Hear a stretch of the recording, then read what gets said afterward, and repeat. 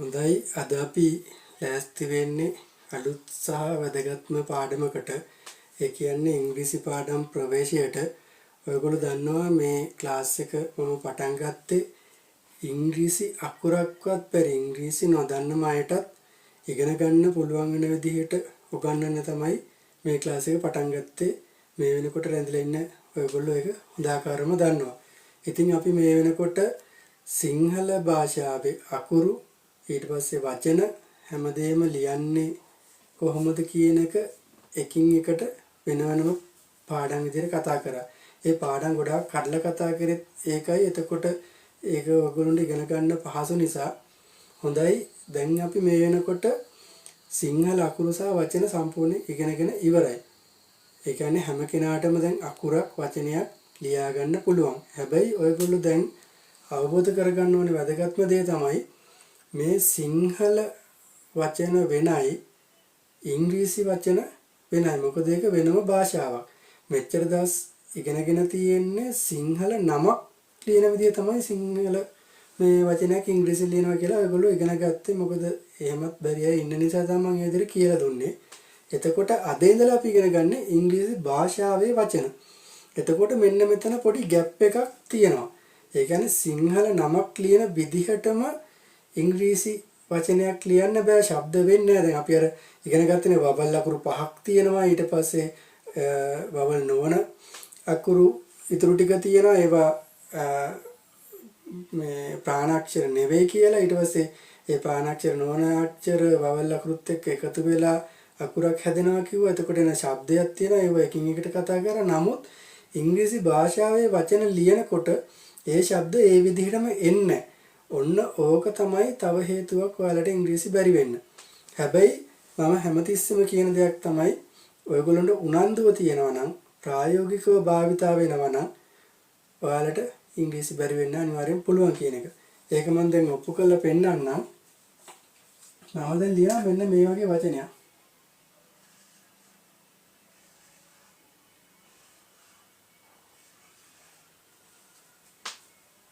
මේක මම මොකද්ද කියලා අහුවොත්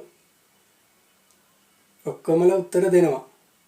මොකද අපි දන්න දැකලා තියෙන වැඩිපුරම භාවිත වෙන වචනයක්. දැන් මම මේක සිංහල අකුරෙන් ලියන්නම් ශබ්ද කරන විදිය.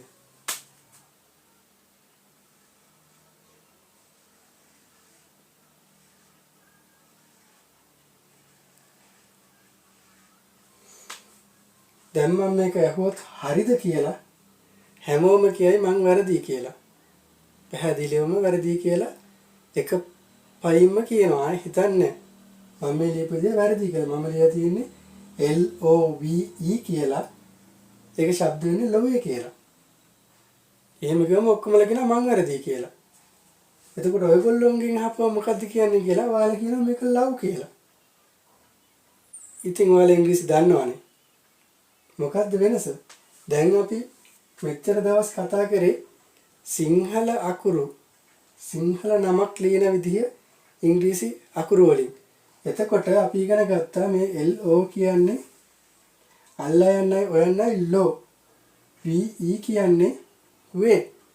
එතකොට ඒ විදිහට ගත්තොත් මෙන්න මේ විදිහට තමයි කියවෙන්නේ. මම මේක කිව්වේ ඔයාලට අපි ගොඩාක් අය මෙන්න මේ විදිහට තමයි ඉංග්‍රීසි පටලවා ගන්න. ඉංග්‍රීසි භාෂාවේ වචන වෙනයි සිංහල නමක් ලියනකොට අකුරු ලියන දේ වෙනයි. මේ ශබ්ද වෙන විදිය අපි ඊට පස්සේ මේ වගේම සිංහල يعني අපි දන්න වචනයක් ඉංග්‍රීසියෙන් ලියන්න යද්දිත් අපිට කනට ඇහිලා තියෙන ශබ්ද මොකද කියලා වචනේ ලියන්න යද්දිත් මෙන්න මේ වගේ පටලවා ගන්නවා. එතකොට මේකේ හරි වචනේ මෙහෙමනේ. මෙහෙම ලියවම දැන් ඔයාලා කියනවා හරි කියලා. එතකොට අපි මේක අපි දන්න විදිහට නමක් විදිහට ඉංග්‍රීසියෙන් ලිව්වොත් අපිට ලියන්නේ මෙහෙම.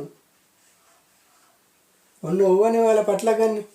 සමහර විට කෙනෙක් ඉන්න පුළුවන් මේක මෙතන පටලවා ගන්නවා වගේම ලව් කියන වචනේ ඉංග්‍රීසියෙන් ලියන ගමන් මෙන්න මෙහෙම ලියන අයත් ඉන්නවා. එක්කෙනෙක් හරි ඉන්නවා. මොකද අපි දන්නේ ලයන්නට LA අල්වන්නට W නැත්නම් V. ඉතින් මෙන්න මෙහෙම පටලවා ගන්න ඉන්න නිසා තමයි මම මේ විදිහට ලියලා පෙන්නන්නේ. ඊට පස්සේ මේ වචනේම ගත්තොත් මේක අපි LAW කියලා ලියුවට ඉංග්‍රීසි භාෂාවේ කියන්නේ මේකත් වෙනම වචනයක්. මේක අල්වයන්නත් සාමාන්‍යයෙන් ශබ්ද වෙන්නේ නැතුව කියවෙනවා. ලෝ කියලා තමයි කියන්නේ. ඉංග්‍රීසියෙන් ලෝ කියන්නේ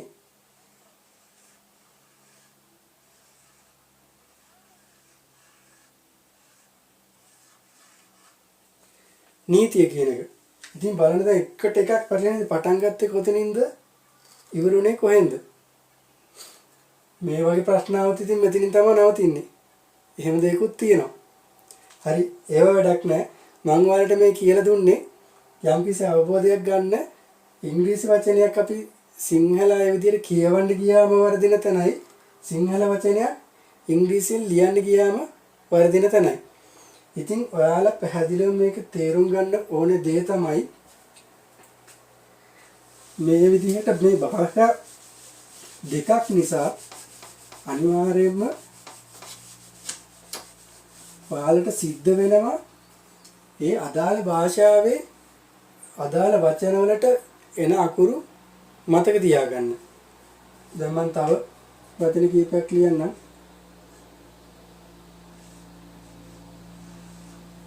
මේකත් ඔයාලා හැමෝම දන්නවා. මේක ලයික් කියලා හැමෝම කියනවා. හැබැයි මේක දැන් අපි සිංහල විදිහට නමක් කියන විදිහට ගත්තොත් ලිකේ කියලා කියවෙන්නේ. නමුත් මේක කියන්නේ ලයික් කියලා. එතකොට අපි දැනගන්න ඕනේ LIKE කියන්නේ ලයික් කියලා. ඒක දැන් පාවිච්චිලා දන්න හින්දා හැමෝම දන්නවා වගේම තමයි ඔයාලා නොදන්න වචන මම තව වචන ලියන්නම්.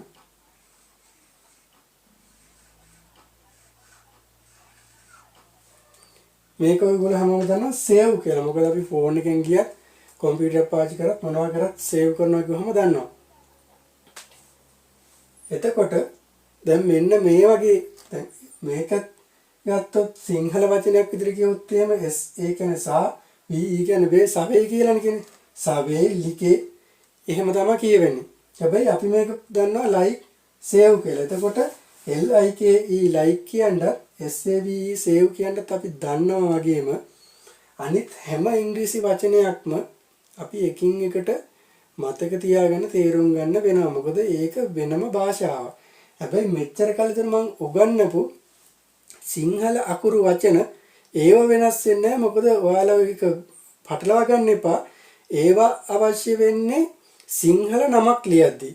සිංහලෙන් කාගේ හරි ඕනම නමක් ලියනවා නම් සිංහල නම ඉංග්‍රීසියෙන් ලියනවා නම් අර කලින් පාඩම් වල විදිහට පාවිච්චි කරලා අකුරු ගලපලා වචන ගලපලා ලියා ගන්න පුළුවන්.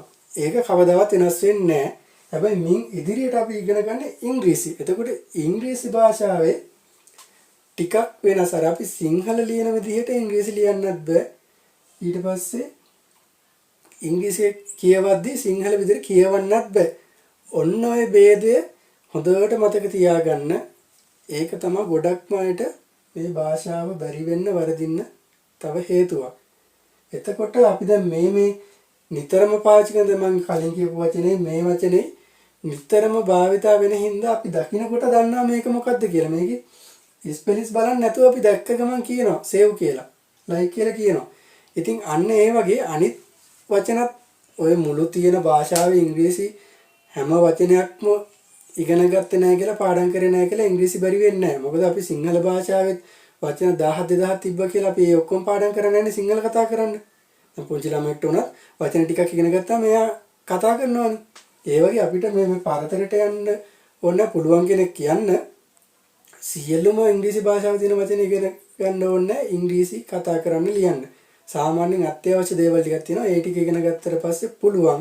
ඊට පස්සේ අපිට තියෙන ටිකෙන් ටික තවදුරටත් වර්ධනය කරගන්න ඒ දැනුම හැකියාව ඒක තමන්ගේ අතේ තියෙන තමන්ගේ හැකියාව උනන්දුව කැපවීම. එහෙනම් අපි මින් ඉදිරියට සම්පූර්ණයෙන් පටන් ගන්න ඉංග්‍රීසි පාඩම්. එතකොට එතෙන්දිත් මම ඔයාලට අදහසක් දෙන්නම්. ඉස්සෙල්ලා මම කියලා දෙනවා වචන. ඊට පස්සේ වචන දෙකක් එකට කරලා යම්කිසි දෙයක් කියන්න. ඊට පස්සේ වචන තුනක් එකතු කරලා දෙයක් කියන්නේ. ඒකට අපි කියනවා වාක්‍යයක් කියලා. වචන දෙකේ වාක්‍යයක් තියෙනවා, තුනේ වාක්‍යයක් තියෙනවා.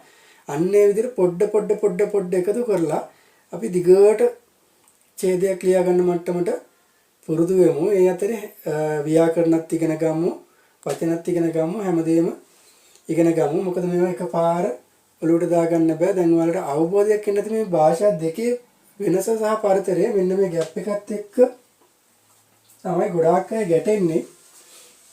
තේරුම් ගන්න බැරුව ඊට පස්සේ තමයි Tamanට බෑ කියලා හිතන්නේ ඉංග්‍රීසි. ඒ හින්දා බැරි දෙයක් නෑ. අපිට පොඩ්ඩක් උනන්දුව තියෙන්න ඕනේ, කැපවීම තියෙන්න ඕනේ. නිතර පාවිච්චි කරන්න පුළුවන් වෙන්න ඕනේ. එතකොට අනිවාර්යෙන් ඔයාලට ඉංග්‍රීසි පුළුවන් වෙනවා. එහෙනම් අපි ඊළඟ පාඩමේ ඉඳලා ඉංග්‍රීසි සම්පූර්ණයෙන් කතා කරමු. හැබැයි බය වෙන්න එපා. ඉංග්‍රීසි කිව්වට මම හැමදේම කියලා දෙන්නේ සිංහලෙන් එකින් එකට පැහැදිලි කරලා. ඉංග්‍රීසි පාඩම් ටික. හරි එහෙනම් අපි ඊළඟ පාඩමෙන් හම්බෙමු. හැමෝටම සුබ දවසක්.